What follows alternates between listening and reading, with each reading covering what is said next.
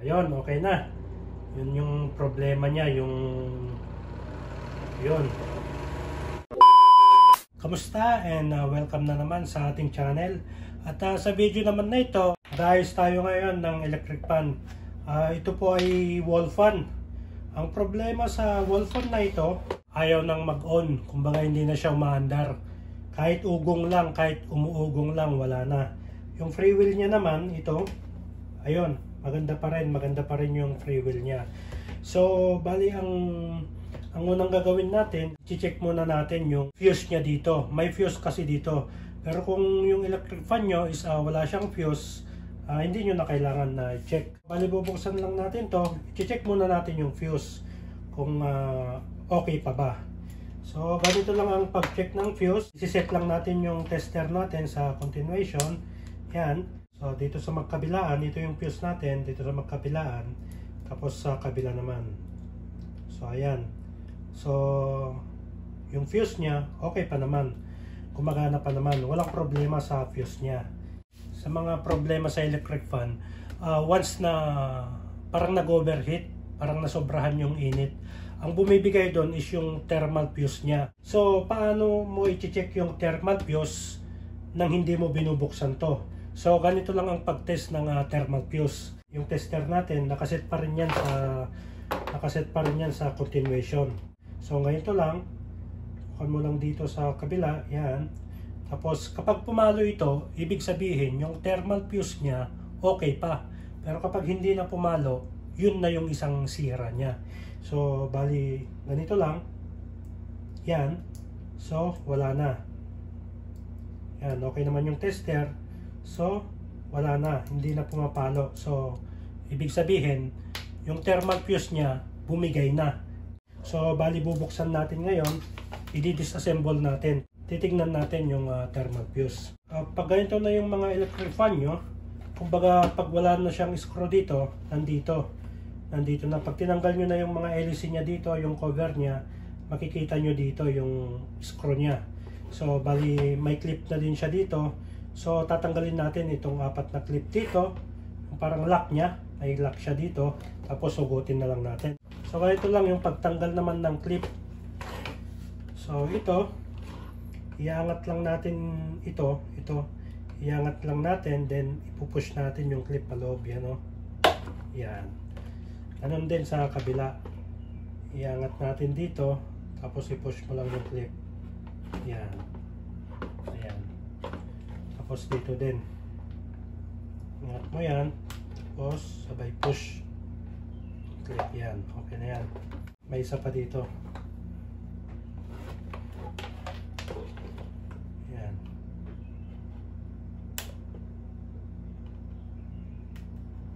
Yan. Ayan. So, ito na yung loob ng ating electric fan. So, bali, babaklasin natin ngayon to, itong dito. Tatanggalin natin ito. Kumbaga, didisassemblein natin. Pero tatanggalin muna natin yung 4 na screw dito para mas maganda. Pero kahit hindi mo naman natanggalin, okay naman. Pero ako, tatanggalin ko.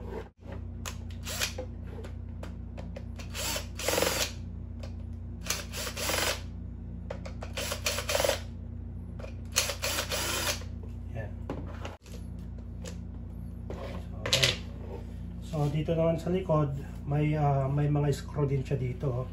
Tatanggalin din natin yan, yung 4 na yan. Pero tanggalin muna natin itong kanya. Hindi ko alam kung anong tawag nito. Ba tawag dito? Ito yung yung gaganon siya. Hindi ko alam. So, tatanggalin muna natin to.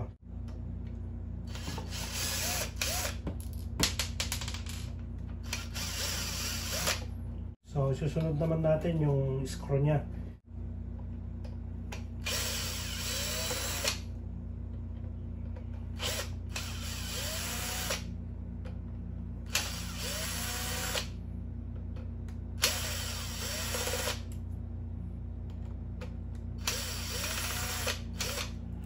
Ayan. So, once na natanggal nyo na yung mga screw nya dito, pwede nyo lang tanggalin. Tanggalin yung kanya, itong mismong windings niya. So, ganito lang. So, dahan-dahanin natin na tatanggalin. So, ito, yan. hatakin mo lang na palabas yan.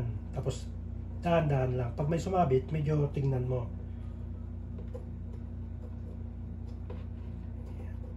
Yan. Diba? Tapos ito din tatanggalin din natin to. So ayan. So ganun lang mag-disassemble ng electric fan. So titignan na natin yung thermal fuse niya. Ito yung thermal fuse niya. Yung iba kasi binabaklas nila to. Ako hindi na natin babaklasin ito. Hindi na natin babaklasin yung mga to. Yung iba kasi kinakat nila yan, tapos hinahanap nila dito yung thermal fuse. So ito na yung thermal fuse niya, nakalabas na siya. So ang gagawin lang natin is ikakat natin dito, tatanggalin natin dito. Tapos ang gagawin natin is ihihinang na lang natin. So ganito lang ang pagtanggal. Kailangan maingat ka lang kasi nandito yung mga wire niya. Kasi kapag may naputol ka dito kahit isa, wala na. Hindi mo na, sira na talaga yung electric fan mo. So bali dito lang natin tatanggalin. Yan.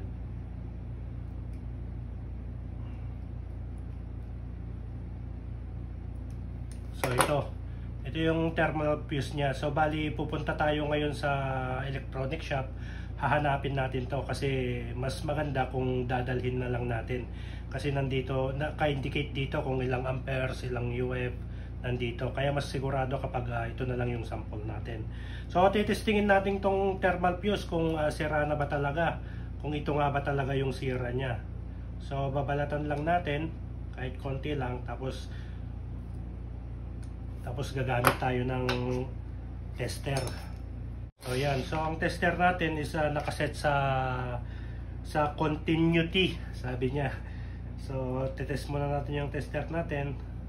So ito yung thermal fuse. Itetest natin kung gumagana pa siya. Kung ito talaga yung sira niya. So ayan. Wala. So ibig sabihin ito talaga yung sira niya. Kaya wala siyang power, hindi siya kahit ugong lang wala. So ito yung thermal fuse.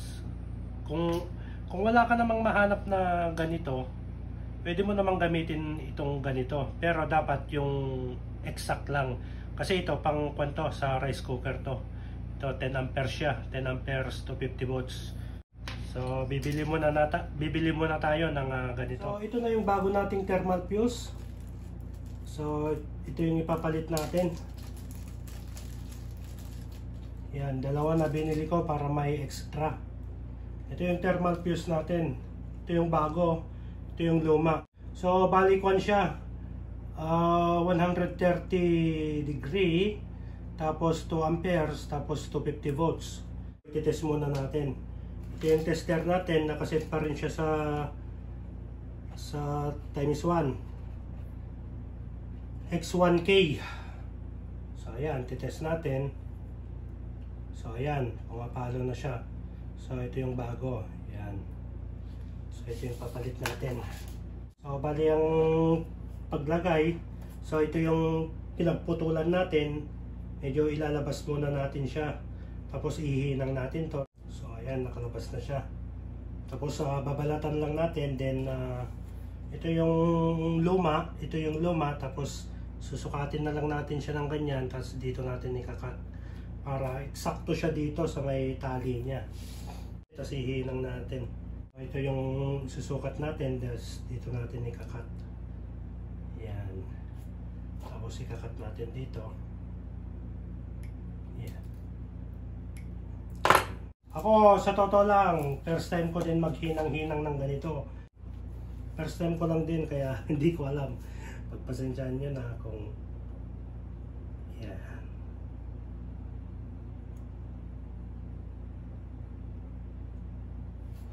Hinang na natin.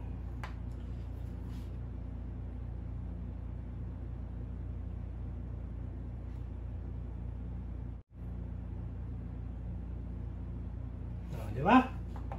So iti-test natin ngayon kung okay yung linagay natin. Titest ulit natin bago natin siya natakpan. So ito. Yan. So okay siya. So tatakpan na natin and then i-assemble natin at susubukan natin kung gumagana siya. Dali lang naman magbaklas ng mga ganito, basta maingat ka lang. Ayan no, pasok mo lang yan. Tapos inenext na natin to. At maingat ka lang ganyan. Kapag medyo huwag mong ipilit kasi masasaktan yan. So ayan. Ayan, di ba? Tapos isusunod na natin tong cover niya. Dali lang naman yan. Dapat kailangan mo lang maingat-ingat kasi kung wala kang patient sa ganito, wala. Ayan. Ayan. Balik na natin siya. Lalagay na lang natin yung 4 na screw niya. Ayan. Tapos para makita natin kung walang sumasabit, bago natin ilagay yung screw, paikutin natin. Ayan. Lalaro pa siya. Ayan. So ilalagay na lang natin yung 4 na screw. So ito na yung electric fan natin. Na-assemble na natin siya. Ilagay na natin yung mga screw dito, yung 4. Tapos ito, nailagay na din natin. Okay na siya, na-assemble na natin. So bali ang gagawin natin ngayon is iti-test natin siya, susubukan natin kung gumagana na siya, kung yun ba talaga yung sira. So ilalagay muna natin yung LEC niya dito para matest natin. Temporary lang naman to, para ma-check lang natin kung okay nga ba siya. Ganyan yan. Tapos ilagay natin yung lock.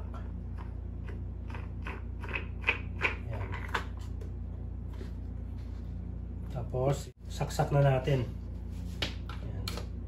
So ayan, so bali dito ilalagay muna natin sa low muna.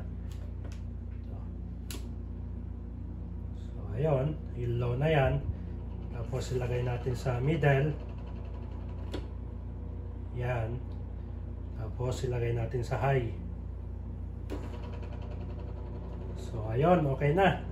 Yun yung problema niya, yun. So patayin na natin. Wala yung cover niya, baka maya masugatan pa tayo. So ayun, ang problema sa electric fan na to is yung thermal fuse niya. Maraming salamat at sana itong video na ito is nakatulong sa inyo. At huwag nyo na rin kalimutang mag-subscribe. Pakit na rin po yung notification bell para updated po kayo sa susunod kong mga video. Maraming salamat.